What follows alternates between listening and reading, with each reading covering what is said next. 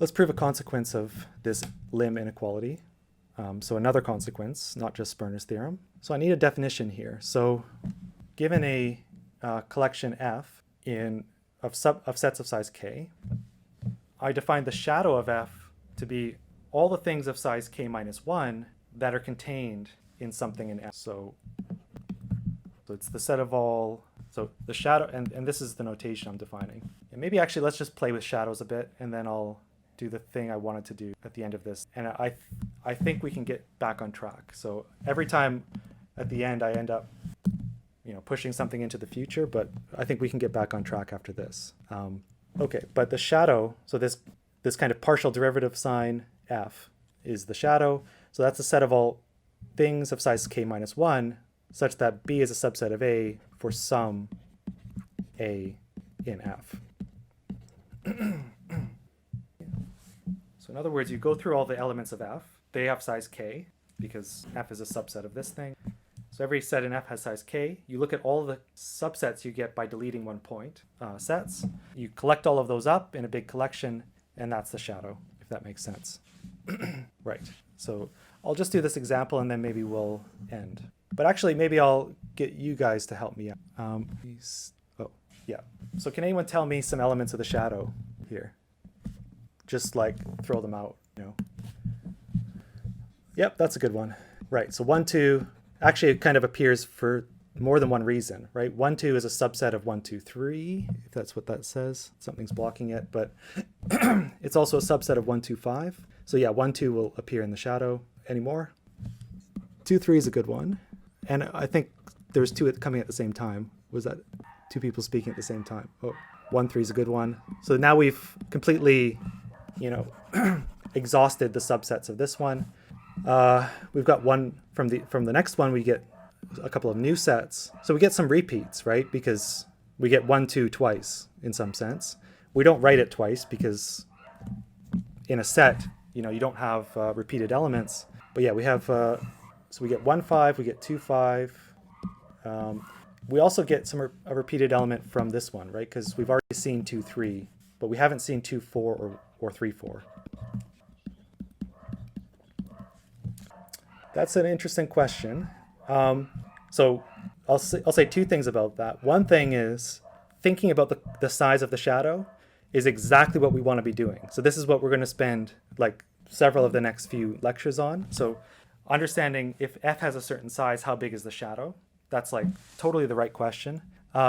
Secondly, the answer is technically no, because imagine I take, so wait, the question was, is it always bigger? So if I take, what if I take a whole bunch of sets of size 1? Then the shadow is going to be pretty small because it's just the empty set, unfortunately. Yeah, but that happens more often. Like even if for example, if I take F to be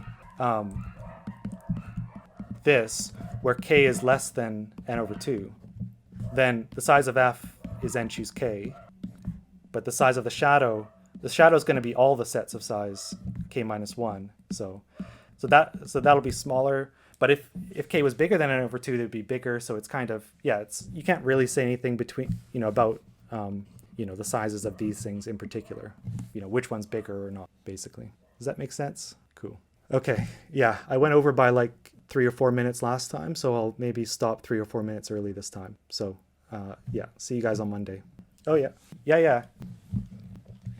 So I think if you're tracking all the multiplicities, it would sort of become too easy because it's just like, it'll just be K times the size of F because, you go through each element of F, how many subsets does it have? Well, there's K ways to delete a point from that set, and so yeah, if multiplicities counted separately, your shadow would always have this size. But yeah, I mean, there can be interesting kind of things, kind of understanding. I mean, trying to understand how big the shadow is in general is sort of like trying to understand how much smaller is it than if you had multiplicities. So how much collision is there at the next level? So yeah, tracking multiplicities is interesting in that sense. Any other questions? That's fine.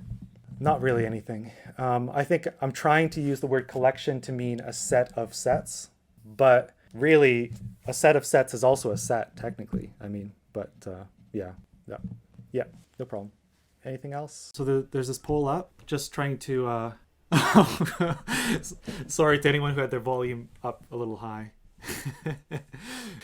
Right. Okay, so yeah, so there's this poll, just testing the definition of the shadow. Right, so I've got too much crap open here. So shadow of, oh, wait a second. I'm pretty sure the set that I wrote on the slide is not the same as the set that I wrote in the poll. So that might have been there might be some confusion with that, or the collection, I mean, the collection of sets. That's, yeah. So if I had wrote the same thing on the slides as I did in the poll, then here, yeah, you wouldn't have the set 1.5, you would have the set 1.4 instead, basically, I think. Maybe there's other differences as well. Let's see. But anyway, the shadow, I think those who answered the poll had the right idea. There is a something else, which is possibly because of this error in copying things over from one thing to another. But yeah, so if it was the thing on the slide, it'd be 1, 2, 1, 4, 2, 4. So basically just all the subsets of these sets, which have one fewer element. So the other one we get 2, 4, but we've already, if I take this element in that one, but we've already seen that one, so I don't repeat it. 2, 5, and 4, 5. I haven't seen that yet. Right. So that would be, so okay, we've answered two slightly different questions here. Okay. Okay. Yeah. So I just wanted to do that because the shadow is going to be really important through this all the stuff today, and also for the next, actually for the whole week, basically, we're going to be looking at shadows. So we really need to know what they are.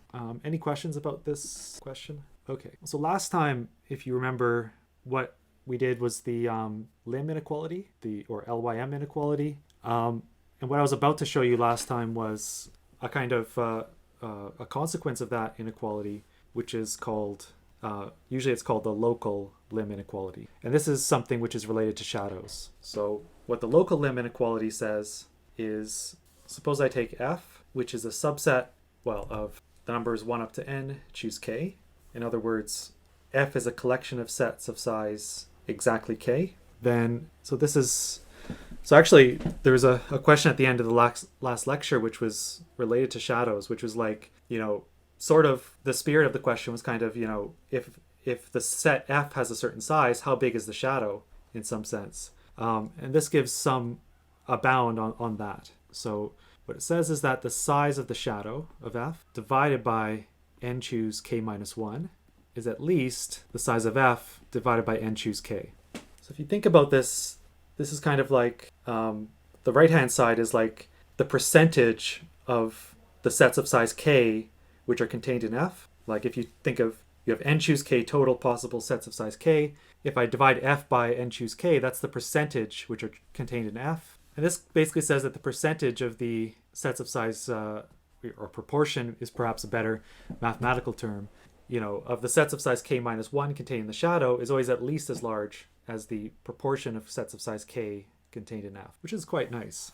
So let's prove this using the other LYM inequality. So don't worry if you don't remember that, I'll try to bring it back kind of. So what I'm going to do is I'm going to let g be all the things of size k minus 1 that aren't in the shadow. So it's square brackets n choose k minus 1 minus the shadow. Okay. Now if you think about it, if I take a set which is in F union, or two sets in F union G, if you think about it, you can't have one contained in the other, because those sets are either, for example, they could both be in F, but all the things in F have size k, right? So you can't have two sets of size k contained in each other. They could both be contained in G, but those sets all have size k minus 1. You could have one in F and one in G, but then the one in F would have to contain the one in G, but that would mean that the set in G is in the shadow. So if you think through all that, you can see that this is an anti-chain. What did the LYM inequality say?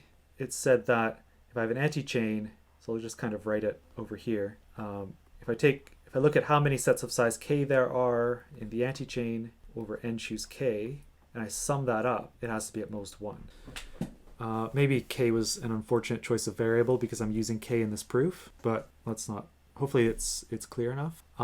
So if I wrote down the LYM inequality here, what I end up with is the things in which are, so A like the anti-chain A here is F union G. So F union G is playing the role of A. Basically, if I wrote this inequality, I would get F over n choose K plus G over n choose K minus 1 less than or equal to 1. And now all we have to notice is that how big is G? Well, by definition, it's n choose K minus 1 minus the size of the shadow, just by definition here. So that's where that comes. And, if you plug that in, do a bit of rearranging, like there's some ones that cancel out. One of the ones comes from n choose K minus 1 divided by itself, and it implies exactly what we wanted. This. Is that clear? Yeah. Yeah, exactly. Yeah. So, and when it's K minus 1, you get the other one. Yeah. So this is, from the term of the sum where it's K minus 1 and the term of the sum where it's K. Yeah. And then if you intersect it with any other size, it'll just give you 0 because we were just living originally in the sets of size K. So you won't see any other sizes of sets. You just see K and K minus 1, and those are the numbers that it gives you.